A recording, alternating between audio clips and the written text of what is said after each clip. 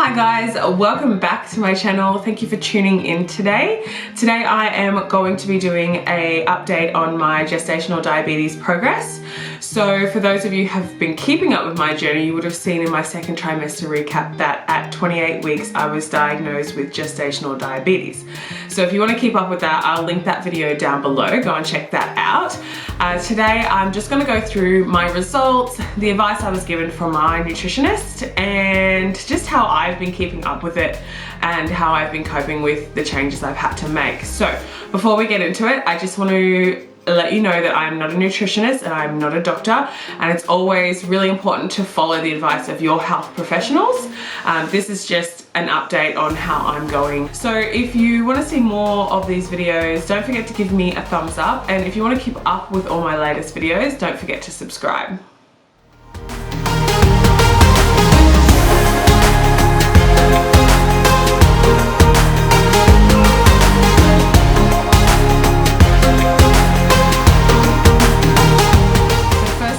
The first week of being diagnosed, I hadn't seen my nutritionist yet. So I was diagnosed at 28 weeks and I got to see my nutritionist at 29 weeks. In that first week, well, the first thing I did when I got home from my appointment was I jumped on Google and I did a ton of research. At that point, I was feeling really quite overwhelmed. I was feeling like a lot of guilt and a lot of sadness, you know, like, what did I do?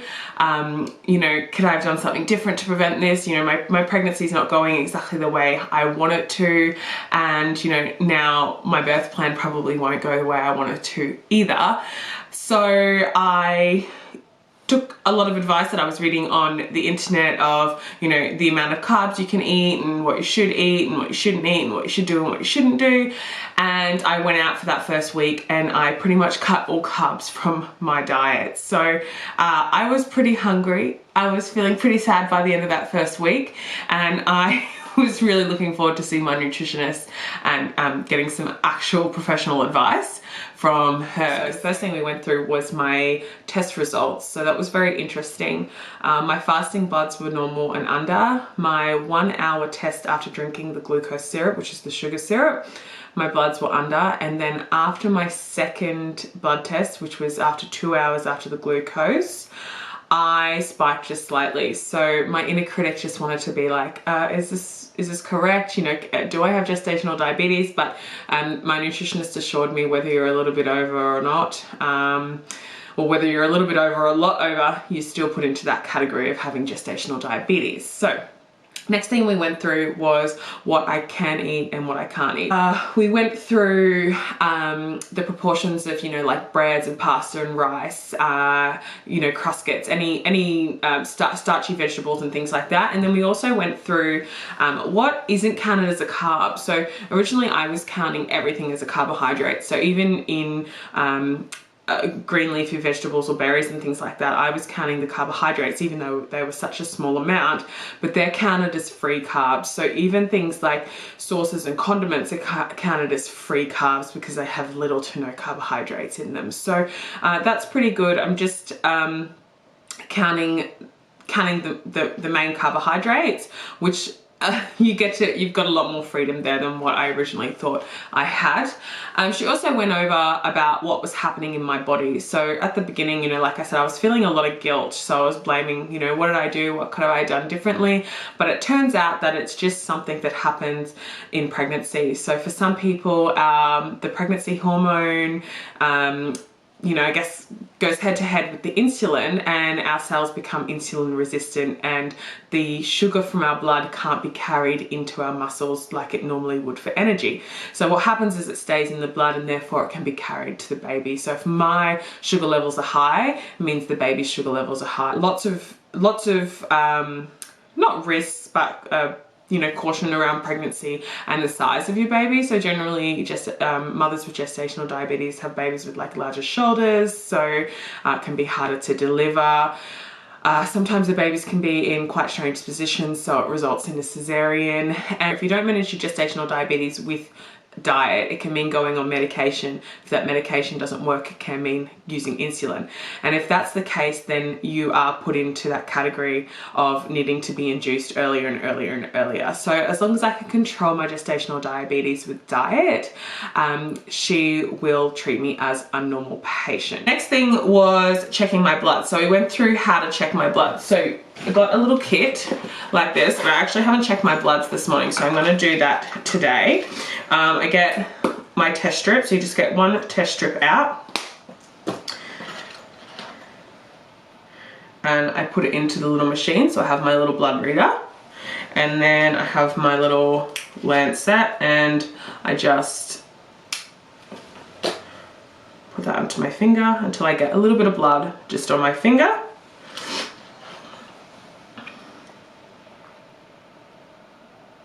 And I put that onto the machine. So my morning levels today are 4.6.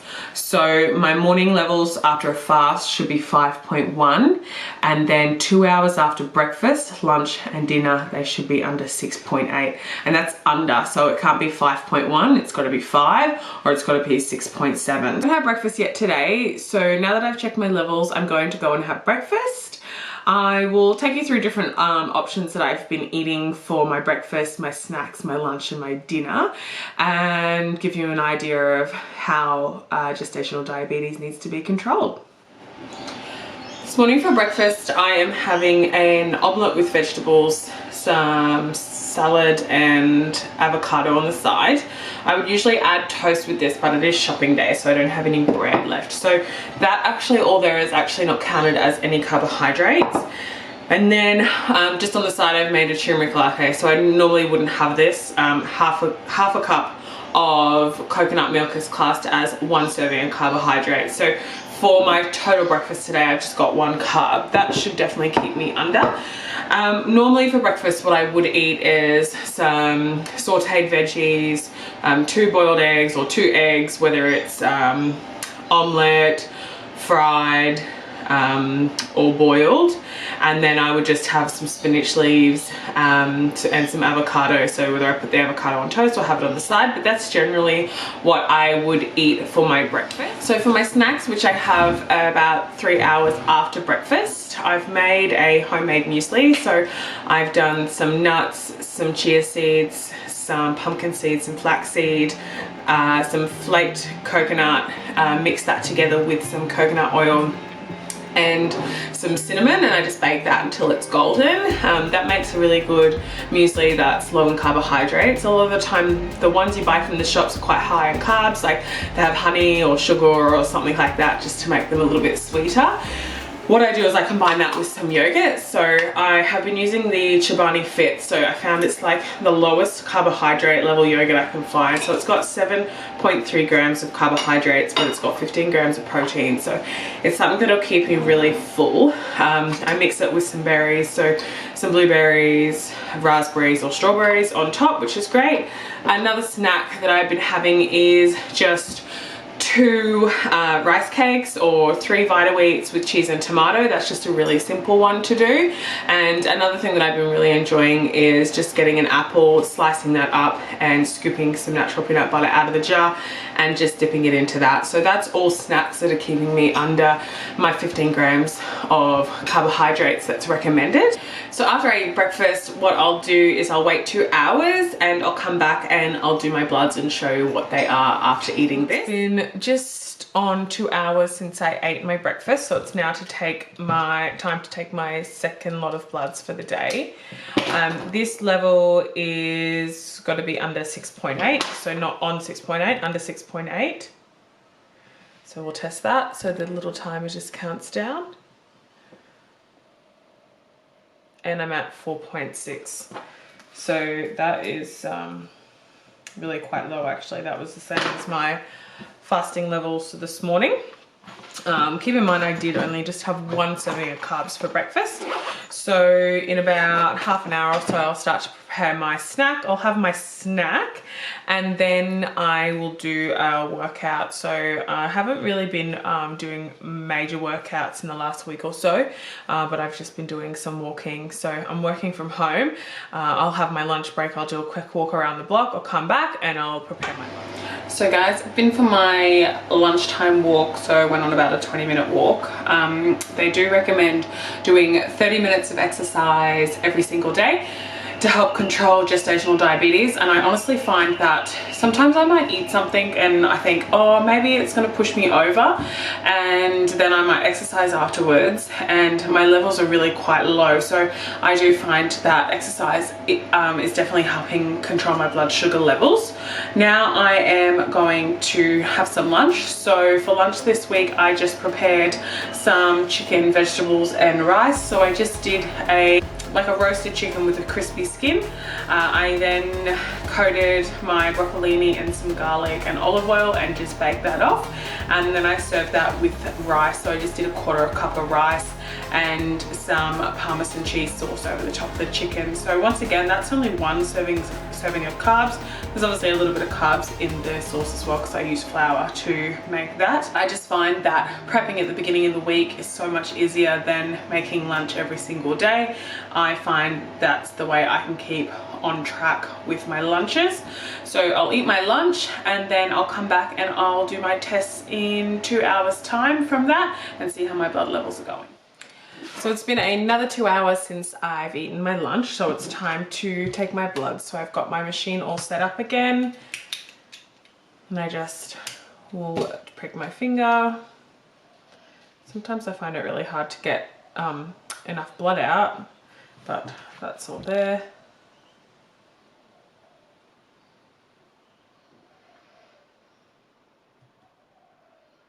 And I am at 4.3, so another really low reading. I've actually been quite low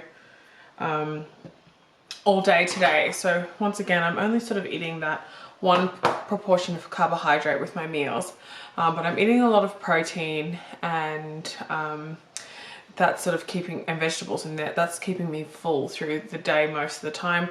I mean, I do get my cravings throughout the day as well, but all in all, things are going really well with my results. So I can have an afternoon tea snack now, and then in a couple of hours time I'll have dinner, and then I'll come back and do my last blood test. It's just been on 2 hours since I've had my dinner. So for dinner tonight I had a stir fry. So I just stir fried some vegetables with pork. I didn't add any noodles to it because I do use a lot of soy sauce and oyster sauce and fish sauce for my stir fry sauce. So that isn't counted normally as a carb, but when you're using them in high amounts, you should count them. So I counted that as a carbohydrate serving, so I didn't add any extra.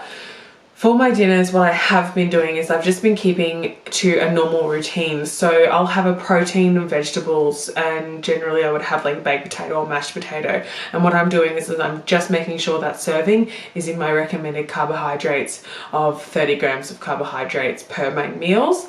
Last night I had spaghetti and meatballs, but I just had a reduced amount of spaghetti, like the pasta itself.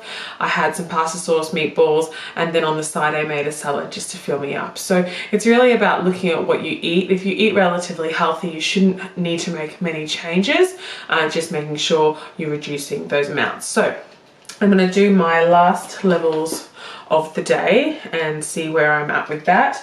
Last time I had a stir fry, it did push me up a little bit, so I'll be interested to see what my results are tonight. And that always gives me a little sting. It's not the nicest feeling.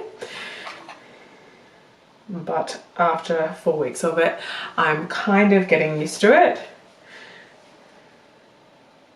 So my level for after my main meal is 5.9, so still well under my recommended 6.8.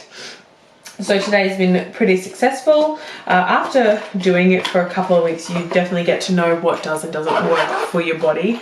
What I have found is it's a lot of work. It's a lot of planning. It's a lot of timing. You've always got to make sure you've got this kit with you. So if you're going out, you can test. and just being on top of everything. That's probably a definite con to the whole process. The next biggest con is just not having the freedom that if you feel like a biscuit or you feel like that piece of cake, you can't go and get it. I'm not a huge sweet fan, so I'm pretty lucky there, but when someone tells you you can't have something or you shouldn't be having something, it definitely makes you want it a little bit more. One of the pros is that just in general, my carbohydrate intake is a lot less, which means my calorie intake is a lot less. So I'm actually probably not overeating, where in the case, if I didn't have gestational diabetes, you know, this really cold weather, who knows, I'd probably be carb loading and just looking for comfort food at this point, and probably gaining more weight than what I'm supposed to during pregnancy. So that for me is definitely a pro. Like I say, lots of hard work, but if there is any comments or you know, people finding things working for them, I'd love to hear it in the comment section down below. Thank you for watching, and I hope you enjoyed everything.